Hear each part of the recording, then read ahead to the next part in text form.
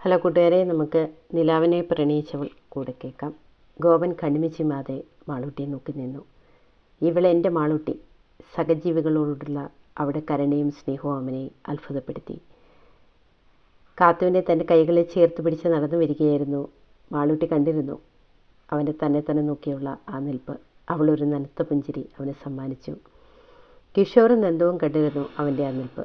നന്ദു അവൻ്റെ തലക്കിട്ട് തന്നെ ഒരു കൊട്ടു കൊടുത്തു. വാടാ പോകാം. കോളനിവാസികളെല്ലാം അത്ഭുതം നിറഞ്ഞ കണ്ണോടെ മാളൂട്ടിയെയും കാത്തുവിനെയും മറ്റെല്ലാവരെയും നോക്കിയായിരുന്നു. കിഷോർ അവരോടായി പറഞ്ഞു, ഈ കുട്ടിയെ ഞങ്ങൾ കൊണ്ടുപോവുകയാണ്. ഒരാൾ മുന്നോട്ട് നിന്ന് പറഞ്ഞു. വളരെ നല്ല കാര്യം സാർ. ഇവിടെ ആക്കിയിട്ട് പോയാൽ ആ വൃത്തികെട്ട സ്ത്രീ ഇതിനെ ആർക്കെങ്കിലും വിൽക്കും. അത് കേട്ട് കാത്തുവിൻ്റെ കണ്ണുകൾ നിറഞ്ഞു. സുരക്ഷിതത്വം കൊടുക്കേണ്ട കരങ്ങൾ തന്നെ സ്വന്തം മകളുടെ മാനം പറിക്കാൻ കൂട്ടി നിൽക്കുന്നു. ഇതും ഒരു പെണ്ണ്, ഇതും ഒരമ്മ. അമ്മ എന്ന വാക്കിനെ മാനം കെടുത്താൻ ഇങ്ങനെ കുറേ സ്ത്രീകൾ. അവരെല്ലാവരും വേദനയോടെ ഓർത്തു. നന്ദൻ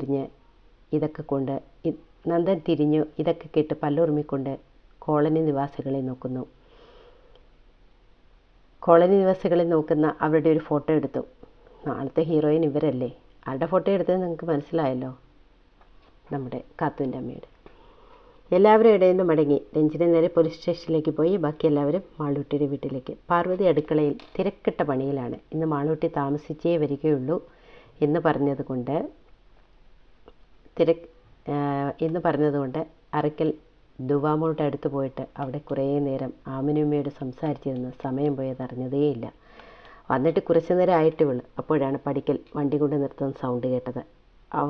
പാർവതി പുറത്തേക്ക് വന്നു. ആദ്യം വന്നത് കിരണാണ്. ആഹാ, മോനോ? അതേമ്മേ. അപ്പോഴാണ് അവൾ ബാക്കി എല്ലാവരും ശ്രദ്ധിക്കുന്നത്.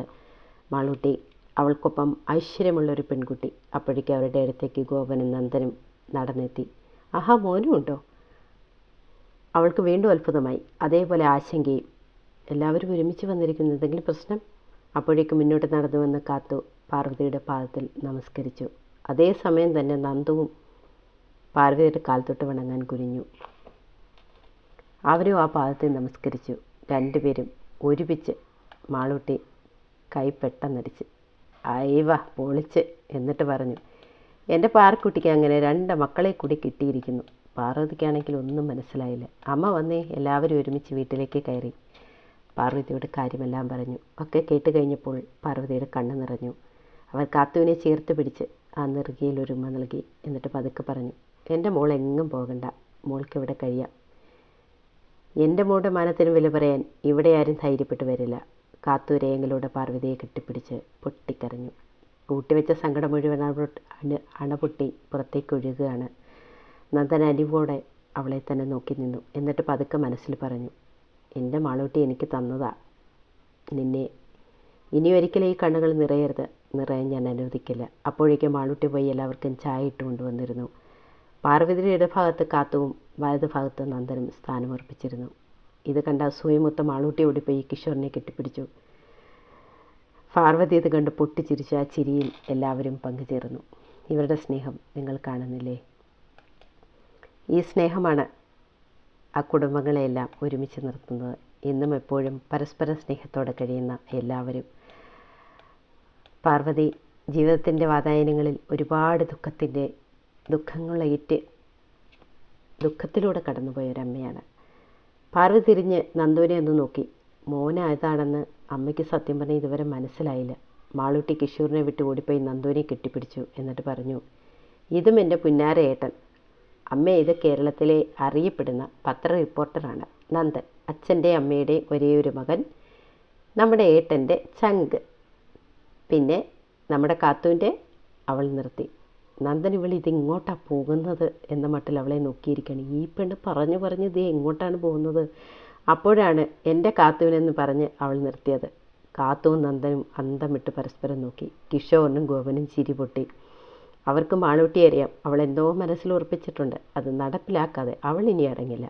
ഇവൾ മിക്കവാറും ഇവരെ ഇപ്പോൾ തന്നെ കെട്ടിക്കുന്ന എല്ലാ ലക്ഷണമുണ്ട്. കാത്തു മാളൂട്ടിയെ ഒന്ന് ഇരുത്തി നോക്കി. എന്തേ എന്ന മട്ടിൽ അവൾ മുഖം കുറിപ്പിച്ച് കാണിച്ചു. പാർവതി സന്തോഷത്തേരെ എല്ലാവരെയും നോക്കിയിരുന്നു. ആദ്യം കൂടി വേണമെന്നായിരുന്നു ആ മനസ്സോർത്തത്. അപ്പോഴാണ് മാളൂട്ടിയുടെ ചിത്ത. അമ്മേ, ദുവ എന്തു പറയുന്നു? അവൾക്ക് എന്നാ ചെക്കപ്പ്? അടുത്ത ശനിയാഴ്ചയാണ്. അവൾ തിരിഞ്ഞ് കിഷോറിനെ നോക്കി. ഏട്ടൻ വന്നോളാം മോളെ. അപ്പോഴാണ് കിഷോറിൻ്റെ ഫോൺ ശബ്ദിച്ചത്. ആദ്യമാണല്ലോ. അവൻ ഫോൺ എടുത്തു. എന്താടാ? എടാ, ഇനി ബഹറിലേക്ക് പോകാനുള്ള എല്ലാം റെഡിയായി. അടുത്ത തിങ്കളാഴ്ച എനിക്ക് പോകണം. ടിക്കറ്റും ഒക്കെ ആയി. ഇതിപ്പോൾ ആണല്ലോടാ, കിഷോർ ചോദിച്ചു. അതേടാ, ഞാൻ പോയ അമ്മുവും അമ്മയും മാളൂട്ടിയും ദുബായും ഒക്കെ തനിച്ചാണ്. നിൻ്റെ ഒരു കണ്ണ് എപ്പോഴും അവിടെ ഉണ്ടാവണം. അതിന് നീ വിഷമിക്കണ്ട, ഞാനിവിടെ ഇല്ലേ. ദുബായിയുടെ കേസിൻ്റെ കാര്യം എന്തായി? അതിപ്പോൾ ഉടനെ വാദം തുടങ്ങും. എല്ലാവർക്കും സമൻസ് അയച്ചിട്ടുണ്ട്. അവൻ ജാമ്യത്തിലിറങ്ങിയല്ലേ. അതിപ്പോൾ നമ്മുടെ നിയമം അങ്ങനെയല്ലേ, നമുക്കൊന്നും ചെയ്യാൻ പറ്റില്ലല്ലോ. എന്തായാലും കേസ് കോടതിയിലെത്തട്ടെ. നമുക്ക് എന്താണെന്ന് വെച്ചാൽ വേണ്ടത് ചെയ്യാം. പ്രത്യേകിച്ച് പിന്നെ നിനക്കൊരു സർപ്രൈസ് ഉണ്ട് പറഞ്ഞിട്ട് അവനൊന്ന് തിരുത്തി. 1 അല്ല 3 സർപ്രൈസ്. അവന് അത്ഭുതം വന്നു. അവൻ ഫോൺ നന്ദന് കൈമാറി. ഇതുവരെയും നന്ദൻ വന്നിട്ട് അവർ പരസ്പരം കണ്ടിരുന്നില്ല. ഹലോ, നന്ദൻ്റെ ശബ്ദം കേട്ടതും ആദ്യം ചോദിച്ചാൽ, നന്ദ നീ എപ്പോൾ എത്തി? ഒരാഴ്ച ആയടാ, എന്നിട്ട് ഇപ്പോഴാണോ നീ വരുന്നത്? ആഹോ, അത് കൊള്ളാലോടാ. കുറച്ച് തിരക്കായിരുന്നു, അതാടാ, സോറി. അപ്പോഴേ വേറൊരാൾ കൂടി എത്തിയിട്ടുണ്ട്. ആര്? അത് ചോദിച്ചു. Assistant commissioner Ranjini Varma.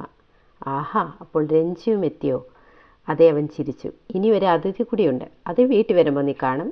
വീട്ടിൽ വരുമ്പോഴോ? അവനൊന്നും മനസ്സിലായില്ല. ഇപ്പോൾ നിങ്ങൾ ചിന്തിക്കും ജയിലിൽ കിടന്ന ആദിക്ക് എങ്ങനെ ഇവരെയൊക്കെ അറിയാമെന്ന്, അല്ലേ? കിഷോറിൻ്റെ പ്രാണനല്ലേ ആദി. അപ്പോൾ രഞ്ജിനെ അറിയാതിരിക്കില്ലല്ലോ. പിന്നെ നന്ദനെ ആദ്യമായിട്ട് കിഷോർ പരിചയപ്പെടുന്നത് ഡൽഹിയിലെ ഒരു മീറ്റിങ്ങിൽ വെച്ചാണ്. അന്നത്തെ ആ സൗഹൃദം ഇന്നും തുടരുന്നു. കിഷോറിൽ നിന്ന് ആദിയെപ്പറ്റി പറഞ്ഞു കേട്ട് നന്ദനും അവനോട് ആരാധനയായി. അങ്ങനെ പലപ്പോഴും നന്ദൻ ജയിലിൽ പോയി ആദിയെ കണ്ടിട്ടുണ്ട്. ആദ്യമൊക്കെ നന്ദനെ കാണാൻ ആദ്യം കൂട്ടാക്കിയതേയില്ല. പിന്നീട് അവർ നല്ല കൂട്ടുകാരായി മാറി. ഇപ്പോൾ കിഷോർ എങ്ങനെയാണ് അതേപോലെ തന്നെയാണ് ആദിക്ക് നന്ദനും. രഞ്ജിനിയും ആദിയെ നന്ദനൊപ്പം വന്ന് കണ്ടിട്ടുണ്ട്. എടാ, ഞങ്ങളിപ്പോൾ നിൻ്റെ വീട്ടിലുണ്ട്, കിഷോർ പറഞ്ഞു. ഏത് വീട്ടിൽ? ആദ്യം ചോദിച്ചു. നിൻ്റെ വീട്ടിൽ, അല്ലാതെ എവിടെ? എല്ലാവരും എന്ന് വെച്ചാൽ? ആദ്യം എടുത്തു ചോദിച്ചു. ഞാൻ, നന്ദൻ, ഗോപൻ, പിന്നെ അവൻ നിർത്തി. വേറെ ആര്? അത് നീ ഇവിടെ വന്ന് കണ്ടാൽ മതി കേട്ടോ. ദുവാണോ? അത് പെട്ടെന്ന് എടുത്തു ചോദിച്ചു. ഇടമണ്ട, അവൾക്ക് വയ്യാതിരിക്കുകയല്ലേ. ഓ, അത് ഞാൻ മറന്നു. അല്ല, എന്താണ് എല്ലാവരും കൂടി? ആദ്യം ചോദിച്ചു. അതൊക്കെ നമ്മുടെ പുന്നാര പെങ്ങൾ പറയും. ധീരസാഹസ കഥകളല്ലേ. ഇവള് പുലിയാടാ, കിഷോർ ചിരിച്ചുകൊണ്ട് പറഞ്ഞു. കൂടെ എല്ലാവരും ചിരിച്ചു. അച്ചോടാ, അവൾ കിഷോറിൻ്റെ മുഖം വീർപ്പിച്ച് കാണിച്ചു. എന്നാൽ ശരി, ഞാൻ ഫോൺ വയ്ക്കുവാണേ. കിഷോർ ഫോൺ കട്ട് ചെയ്തു. ഇത്രയും നേരം കിഷോർ സംസാരിക്കുന്നത് മുഴുവൻ പാർവതി കേട്ടുകൊണ്ടിരുന്നായിരുന്നു. അമ്മേ, അവന് തിങ്കളാഴ്ച പോകണമെന്നാണ് പറയുന്നത്. അത് പെട്ടെന്നാണല്ലോ മോനെ? പാർവതി ചോദിച്ചു. ഒപ്പം മറ്റൊന്നുകൂടിയുണ്ട്. ആരാ മോനെ ഈ രഞ്ജിനി? കിഷോർ പെട്ടെന്നോ ഒന്നും വിട്ടില്ലല്ലോ അവരെ നോക്കി. അമ്മേ, ഞാൻ പറയാമേ. മാളൂട്ടി ചാടി വീണ് കഴിഞ്ഞു. ഈ സമയം എത്രയും ആരും കാണാതെ 4 കണ്ണുകൾ കഥ പറയുകയായിരുന്നു. അതാരാണെന്ന് നിങ്ങൾക്ക് മനസ്സിലായി കാണുമോ? അത് നമുക്ക് ആരാണെന്ന് നാളെ നോക്കാം. Okay, by.